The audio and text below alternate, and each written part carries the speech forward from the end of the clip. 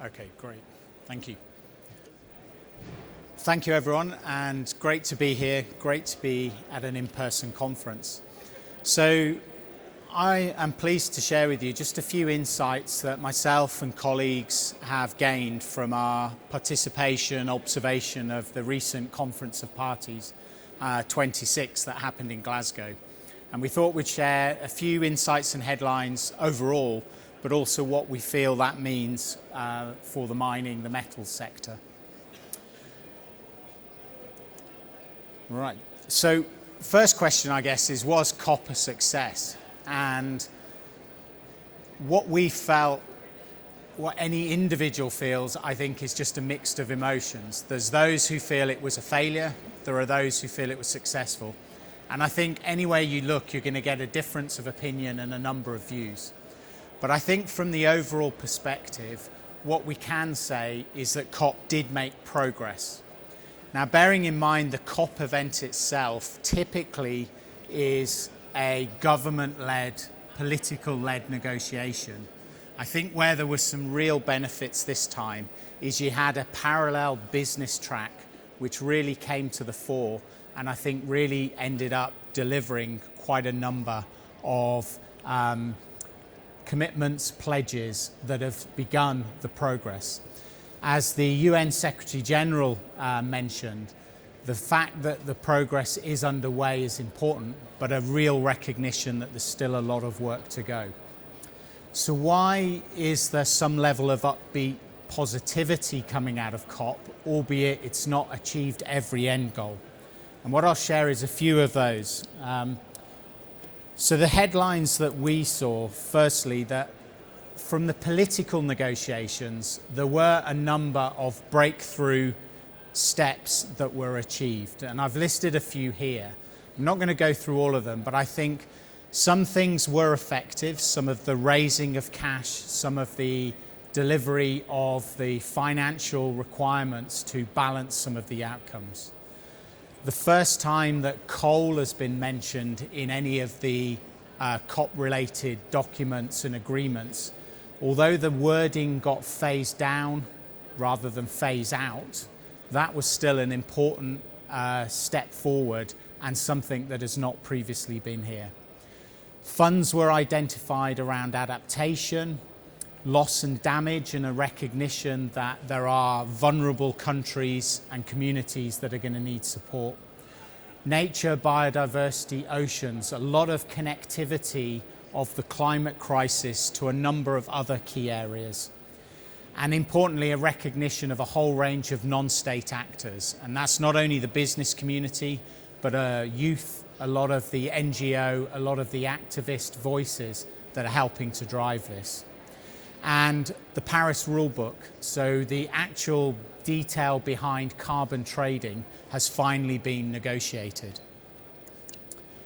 There were a number of very important pledges around methane reduction, commitment to reducing and ending, reversing global deforestation, very strong commitments towards global clean and affordable technology. And as I've mentioned, potential signals now for the end of coal. It wasn't definitively stated, the end of coal, but certainly a phase down. And that was an important step that was made that was not something that anyone expected as an outcome. There were also a number of other pledges, such as to electric vehicles and a range of other things. So these pledges have certainly put a number of topics at the forefront, and these are topics of very close relevance to the mining industry. I mentioned a parallel track, which was not only the political negotiations, but also the business community and the role it played. And within that, there were a number of very important progress steps that were made, such as the race to zero. We now have more and more commitments to net zero. We've got a lot of organisations, irrespective of where the policy and the governmental commitments in their jurisdictions are, committing to net zero, committing to science-based targets that drive that. We've got standardisation happening around a lot of the international ESG and standards metrics, that standardization is really important, because at the moment there certainly is confusion around which one do you follow, which one perhaps carries more weight than the other. And then there were a series of other business-led initiatives and commitments. First Movers Coalition, looking at things like steel, aviation, shipping. We've got GFANZ, the Glasgow Finance Alliance for Net Zero, which has really made a strong commitment of a huge amount of finance being deployed, committed and ultimately deployed to looking at a range of net zero decarbonisation initiatives. And so I think that business side of things has really made a difference that we've not seen in previous COP events. One other important kind of player in this is the finance community, and I think the finance sector really stepped up at this year's COP and has really driven a level of momentum that perhaps we've not seen before, and I believe is a level of momentum that is now creating an unstoppable movement towards the decarbonisation agenda. Now, what does all this mean? If we look at all of those commitments, and if we assume every commitment is then delivered upon, various parties and bodies have assessed what these mean.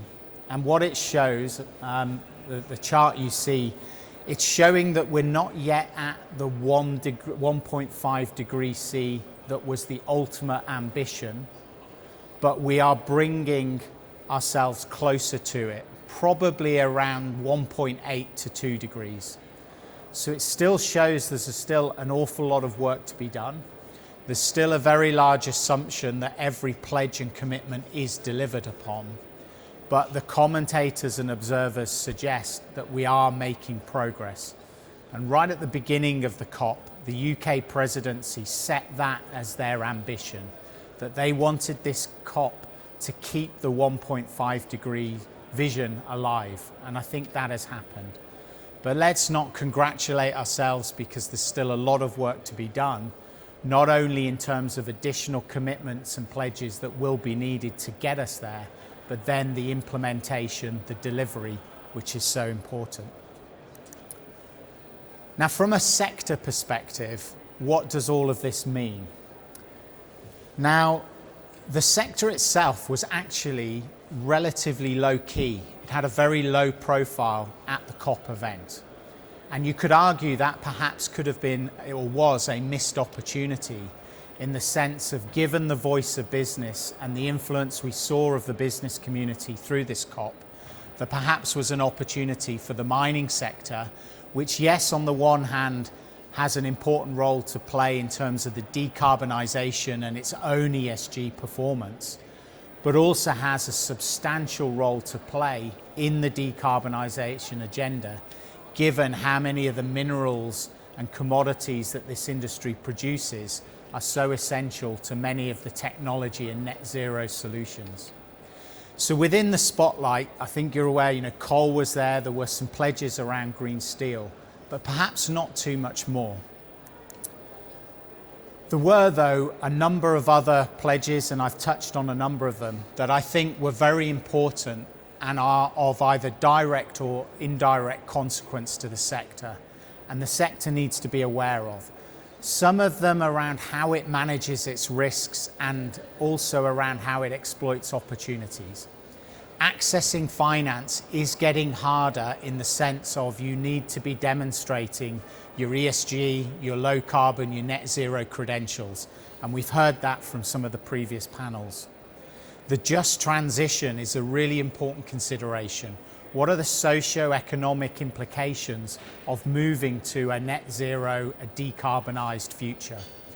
The renewables, the green shipping, electric vehicles, they open so many opportunities to the sector, and the sector is such a crucial part of that decarbonisation pathway that it needs to be vocal, visible and present. And then there are perhaps factors that have slightly wider implications depending on the nature and which parts of the sector you're in. But the whole deforestation debate, the hydrogen commitments that were made, There will be a price on carbon given the Article 6 resolutions and the linkages with biodiversity, social, livelihood components.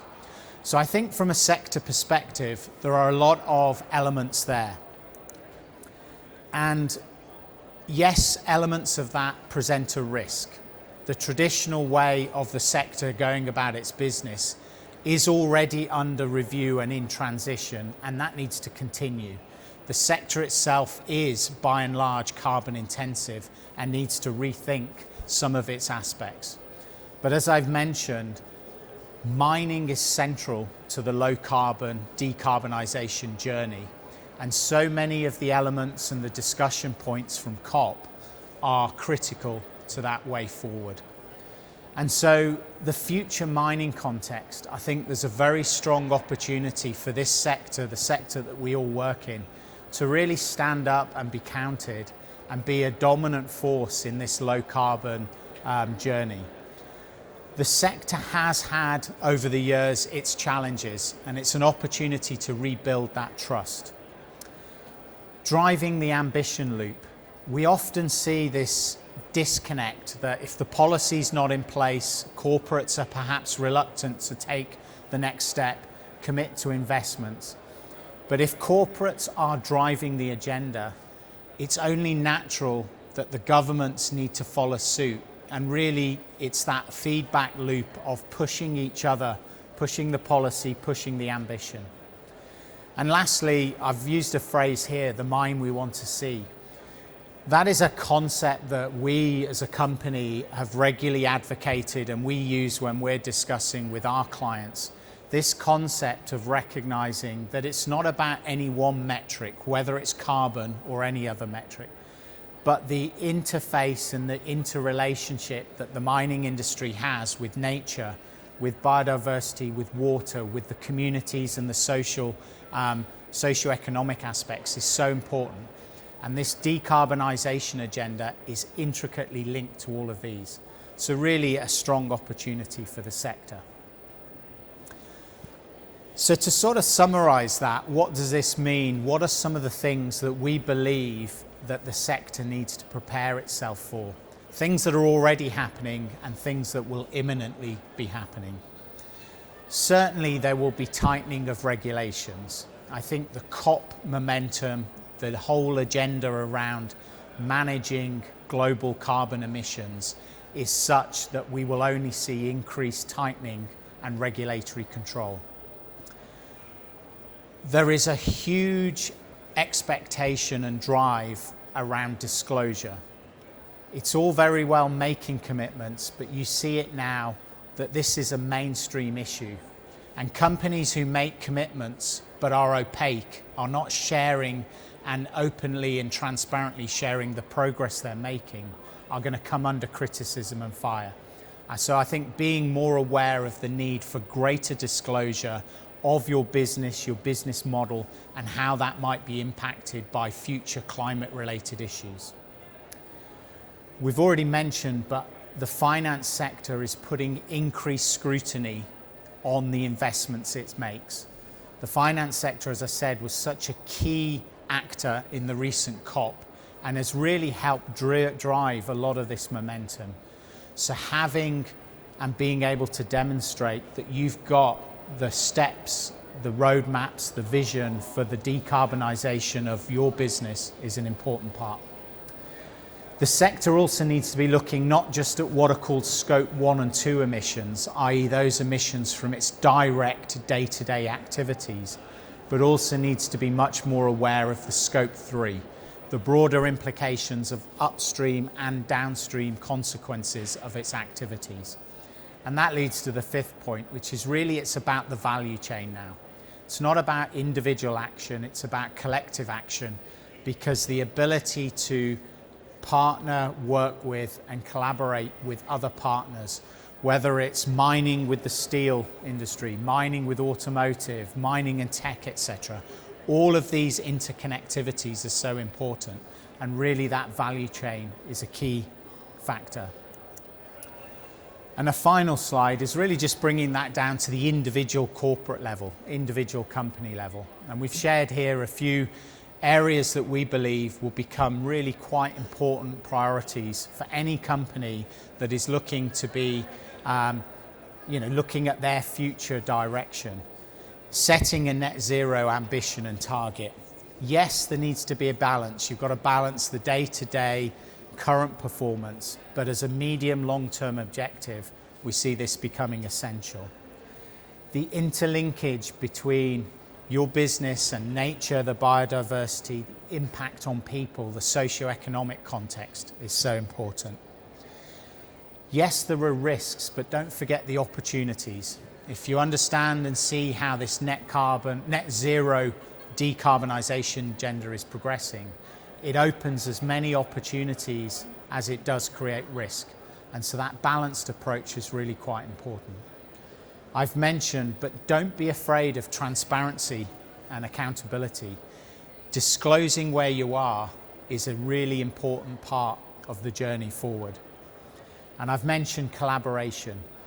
Historically, our experience of these kind of agendas is that a lot of companies have tended to look at it within their own fence line and perhaps what can we do alone. I think it's really now about what is the collaborative sector to sector, company to company type activities and solutions that we can jointly create. And that therefore means the last one, that really strong engagement with your stakeholders, wherever they may be, whether it's government, it's customers, it's employees, or it's other peer groups and the like. And so with that, I'd like to say a thank you. It was an interesting COP, a COP that didn't address all of the expectations, but I think what we now have is that climate change, net zero, decarbonisation is a central part of any business and sector agenda moving forward. Whether we like it or not, we can't move away from it. But I think not only does it mean we've got to challenge the way we're doing business and the activities we undertake today, it also means there's a huge opportunity and potential for this sector to be a real dominant player in the agenda as we move forward. So with that, thank you very much.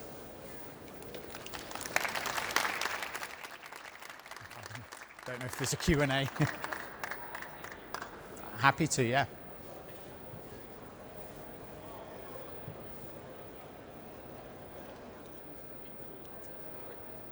Hi, thanks for the presentation. I'm Diana Kinch from Platts.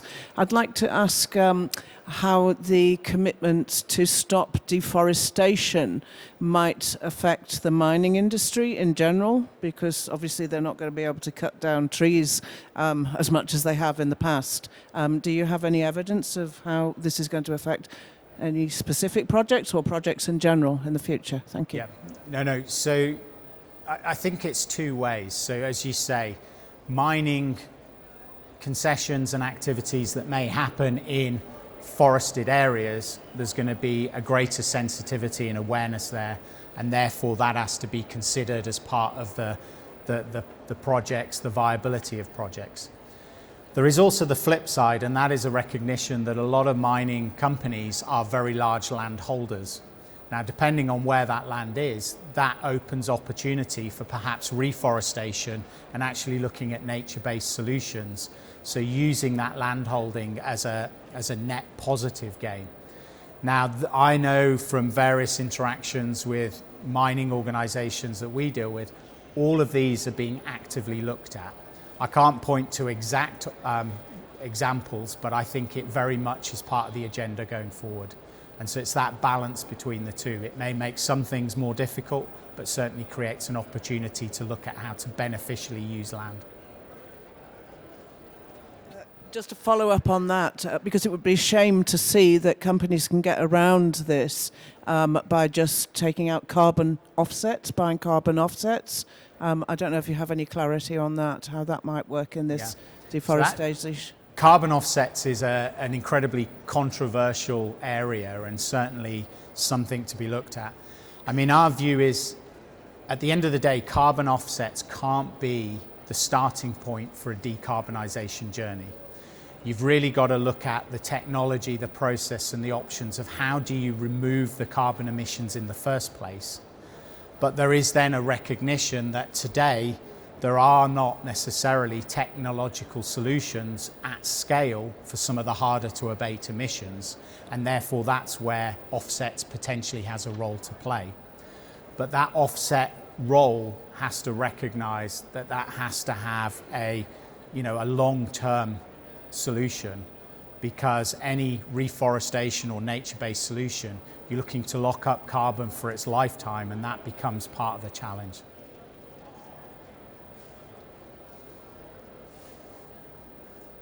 No? I think there's no further questions. It was a fantastic presentation. Thank you.